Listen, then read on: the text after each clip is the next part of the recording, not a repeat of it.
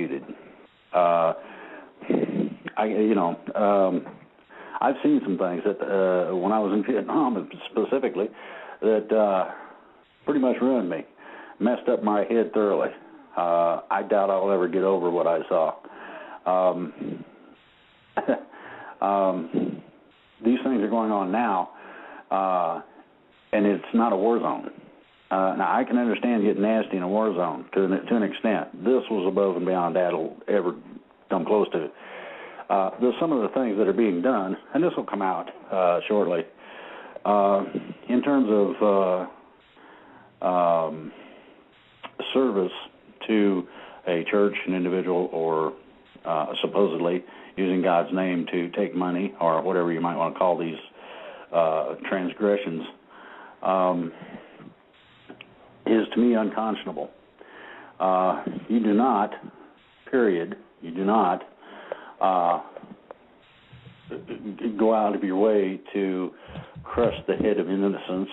You do not cause babies pain just because you think it's funny to hear them holler and things of this nature. There are some things that just are not done. There used to be codes of honor. Honor among thieves was one of the things that went by the wayside pretty quick. It used to be that I got your back and you got mine in combat. All of a sudden you come home and you find out you got to watch your back and the front at the same time.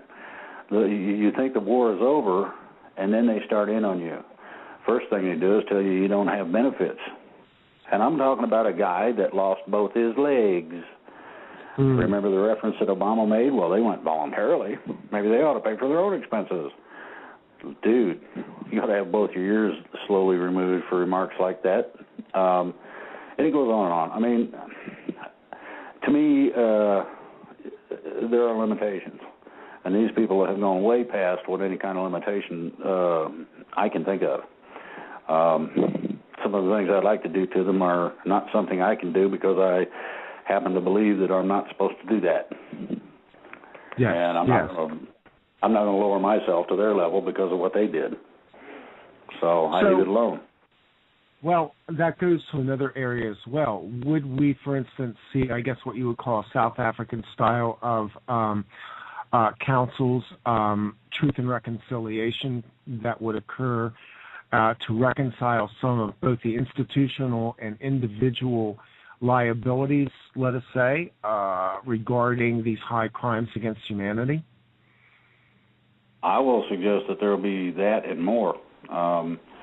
First, you've got the plain old everyday adjudication, and that puts that person within a custody situation. And then if there are further crimes, or if that one didn't bad enough to execute them, I would suggest any crimes against humanity in general probably would be. So, as I said, I think there's going to be I'd say a fairly large number of executions, and people that not only have sold their soul, but profited from that sale. If you look into their eyes, you're going to see a dark place. And these are the tombstones of their own being. And when you got that, and it is not the 1,000-yard stare where somebody's in awe of what they've experienced. This is the person who created that 1,000-yard stare by their actions. There are several people in our, that are still currently around. If you look into their eyes when they're on TV, you're going to see a blank spot, and you'll understand at that point. Yeah, I understand that completely. Have you, at this point, had an indication that at some level the group that you represent, have penetrated mainstream media in some way, that you have what are potentially media defectors who will be key access points as this program breaks out? Well, first of all, I want to dispel something. We're not a group. We're a bunch of free-thinking individuals. I understand that. Okay. There's no organization. That's so there. And without a leader and no place to go, that reduces the targets. That's why the signed information is not forthcoming. Okay, in terms of breaching into mainstream media, that is just now beginning. Some of the efforts are being objected to by a certain, quote, mainstream media. Now, these are the higher levels of alternative media, such as this show and others. So, yes, it's beginning, but no, it hasn't quite reached there yet. When you see a blank interview by a 3 or 4 way phone call, and you hear my name on Fox or something of that nature, then you'll know that mainstream has been breached. Now, the last word I got was that CBS had broken from the cabal. And I looked at their news not too long ago, and they're actually reporting something for a change. They're not getting real in depth, but it's actually something other than who hit John gunfight that took place in Florida where a kid got killed. And I've heard 17 different stories about that. The kid was beating the guy to death. Well, you hit him with a gun. You don't shoot him necessarily. You hit him upside the head hard enough, he'll quit. If it's an older guy and he's security, he should announce himself as such and simply, hey, who are you? Oh, I'm such and such. So you got any ID? No. Well, that kind of makes me wonder what you're doing here. Okay.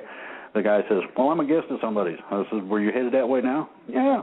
You care if I walk along so I can, see that you are actually a guest? No, man, come on. And you walk over to the dude's house, and everything comes out peaceably. Now you understand the difference between law enforcement, the idea of you plug them, we plant them, kill them all and let God sort them out, the mentality of pull the trigger and don't worry about it, changes to one of protect and serve, a peace officer. All you do is make sure everything's cool. And sometimes you walk somebody home, a big deal. You waste a few steps and everything comes out fine. But this is something that I have been real adamant about with all of these armed groups and militias. Do not be quick to pull the trigger. Find out what's going on first.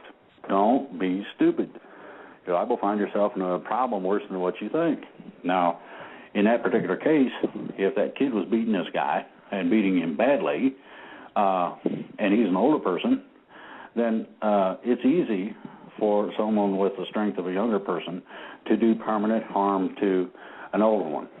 So if that were the case, then shooting would be justified. Killing is not. You can shoot people in places that make them quit, guarantee it. And everybody probably has an idea where that bullet might need to go. Instead of taking a life, to me that would be the best of the worst case scenario. I took a lot of prisoners when I was in Vietnam instead of killing people. I felt a lot better about it. I don't like killing people, but every once in a while, when somebody pulls their gun on you and you got yours leveled at them, you got a choice.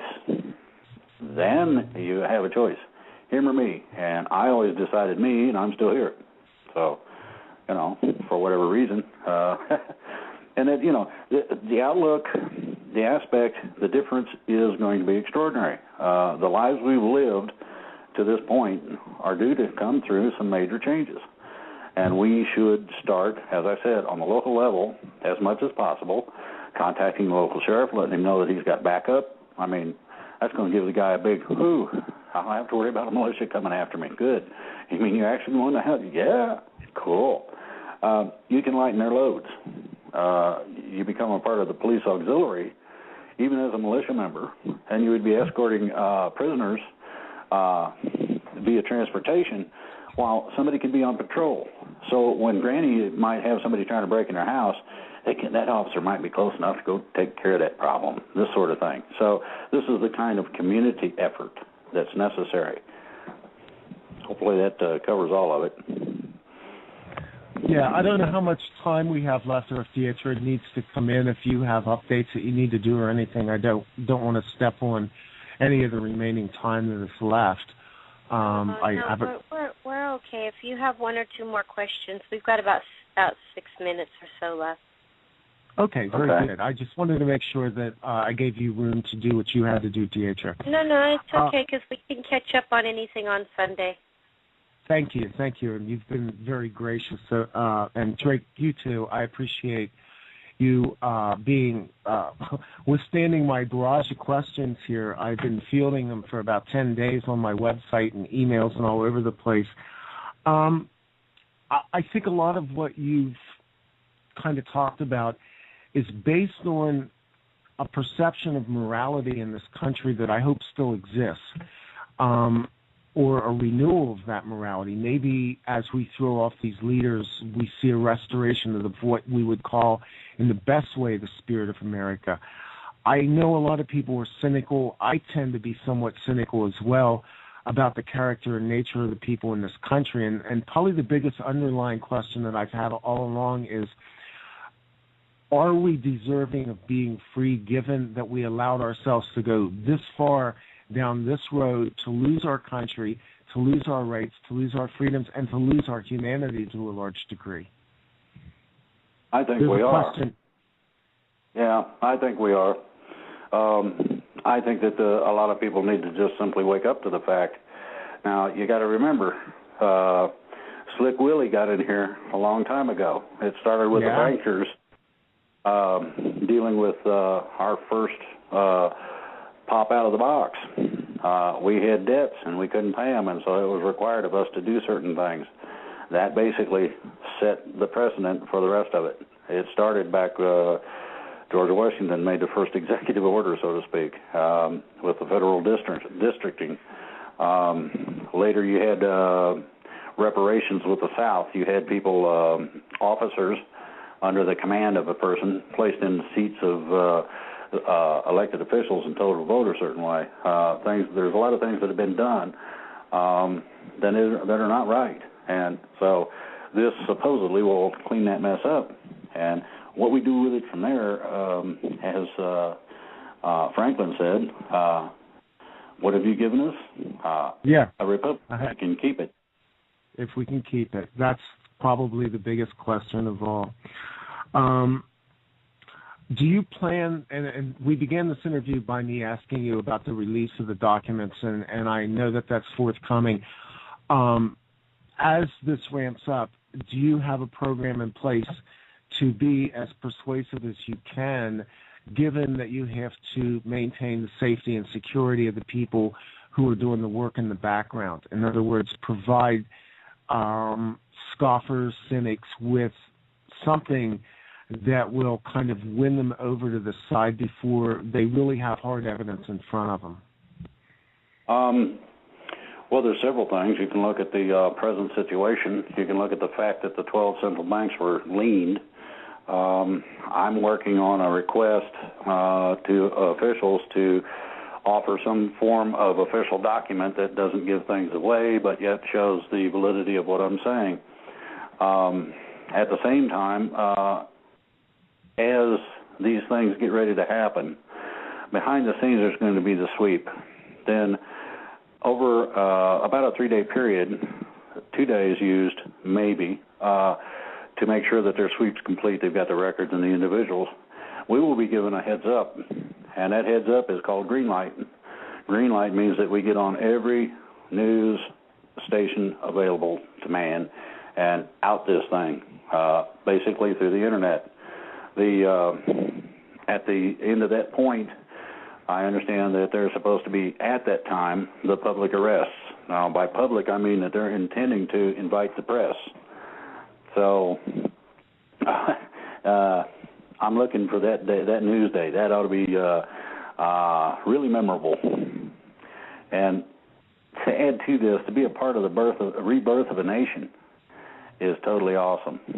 I never expected this much involvement. I didn't expect to be on the radio, much less doing what I'm doing. So I'm grateful to those people who trust me to that extent, and hopefully, we can continue this process until we get her done.